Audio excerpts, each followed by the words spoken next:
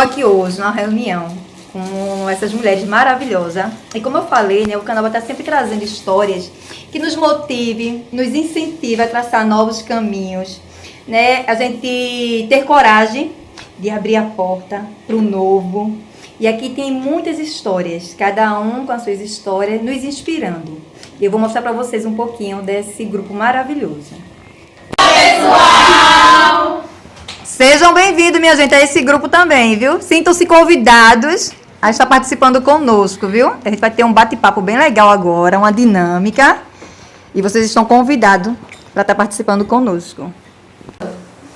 Como eu falei, eu vou estar fazendo uma dinâmica com as mulheres e vocês vão estar participando também conosco. Eu vou perguntar aqui a vocês. Quem tem medo de borboleta aqui? Ninguém, né? Ninguém.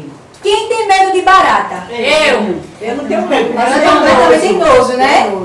Então, assim, se alguém chegar pra você e disser que tem medo de borboleta, pra você é normal ou é estranho? Sou estranho. Sou estranho. Sou estranho, né? Sou estranho. Mas a barata, sou normal. Por quê? Porque o inseto, né, já tá, todo mundo já tá Sujo, asqueroso, né? Voa, né? E o nome da nossa dinâmica é medo. Medo. E aí, pronto, Diana, tem medo de borboleta? Parece que ia ser surreal, né? Mas existe. Como nossa amiga Paola falou, né? Existem pessoas que têm medo da borboleta, como a Ana também citou, né?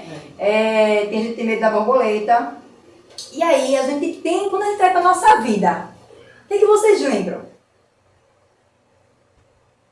Alguém sabe dizer assim, que eu entrei na nossa vida, o nosso pessoal. Não estamos falando de borboleta nem de barata. Tem gente que tem medo de uma coisa e outra pessoa não tem.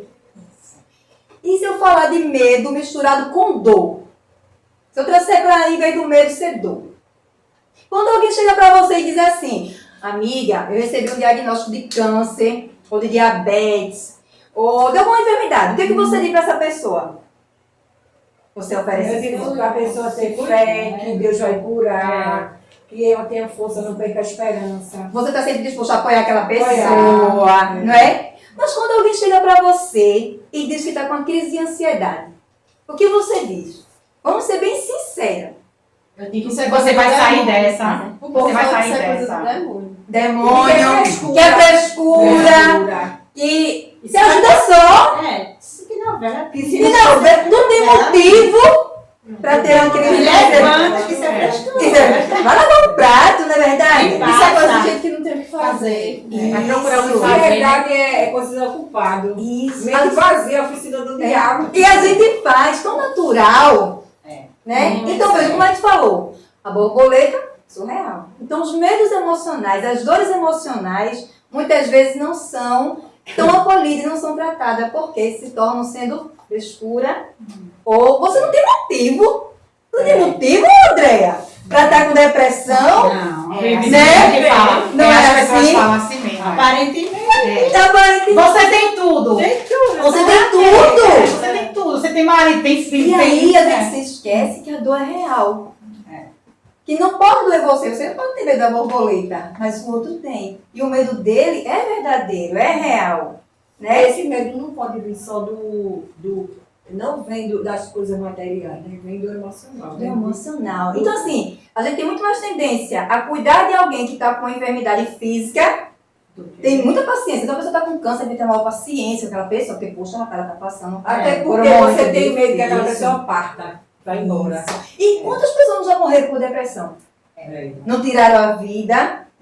Às vezes de outro jeito, né? Já Isso. vê a depressão diferente da doença do câncer. Né? Isso. Da doença, porque a depressão ela é a doença da alma, né? A doença do corpo. É a barata, sabe? O câncer é barata, é real você ter medo da barata. E a Mas a borboleta não, né? Então, assim, eu quis trazer essa dinâmica e eu estava dizendo, Andréia, que o que a gente conversou ali tinha tudo a ver com a dinâmica. Ninguém sabia. Né? A gente conversou sobre isso. Mas, caramba, quando Deus está num negócio, quando Deus tem um propósito... Ele revela sem que tudo ninguém saiba. Ele revela. Isso, a conversa é tão natural, né? Que quem aqui não tem um trauma de infância? Quem aqui não tem uma bagagem, uma sequela, algo que nunca contou pra ninguém? Isso. Né? Quem aqui não já engoliu o choro, ainda engole até hoje. Né? Por quê? Todo mundo tem lá no fundo. Como é que eu vou preocupar? Falando Mas de aí se você frescura. engole choro pra não deixar outra O pessoa outro pior. pior, Foi o que né? aconteceu, né? E preocupada, né? Então, cada um tem seus traumas, suas marcas. E esse grupo, eu costumo dizer que é um grupo terapêutico. Mas Porque um ajuda a outra, uma rede de apoio muito Um escuta o outro, um aconselha o outro. Cada um com as suas limitações. Eu que o diga, né? Até porque não somos iguais. Cada um Tem um tem uma personalidade, tem uma vida, tem uma história, tudo é diferente. Mas é por causa disso que também dá certo, né? É. Porque assim, um é diferente. Mas equilibra. Mas se ele dá uma respeita. opinião, tu já dá um já tem um jeito e assim vai. Mas aí, apesar das opiniões diferentes, todos se respeitam. É o Isso principal. importante, o respeito, É. né?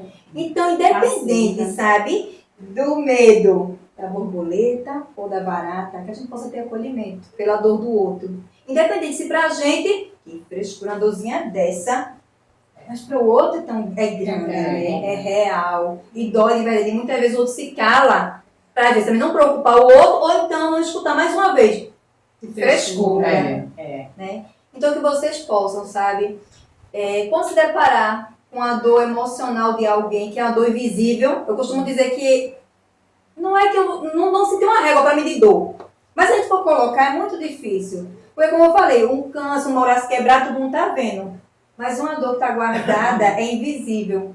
E poucos conseguem ver. E outra E coisa. geralmente consegue ver quem observa mais o outro, quem está muito próximo um do outro. Isso. Porque como a dor é E invisível, outra coisa, eu tenho que estar perto, ser mais amigo, ter mais intimidade para poder ver. Isso mesmo. Porque se eu não tiver intimidade, eu não vou ver. Isso E mesmo. tem outras dores que você assim, quer colocar tempo, quer colocar Isso, rotular o limite, o tempo da E sua não dor. tem. E tem dores que não existem tempo. Isso, cada um Cada um no seu tempo, no não seu existe uma jeito. regra. E assim, a minha dor é maior do que a tua. A tua Ou então fazer, tu faz essa terapia que vai dar certo pra mim, não. Não, Cada existem uma é provas que são mais difíceis, são assim, piores provas. Tá entendendo? Porque tem provas que você não pode resolver. E tem prova que você passa por ela e lá na frente você não vai ter naquela prova.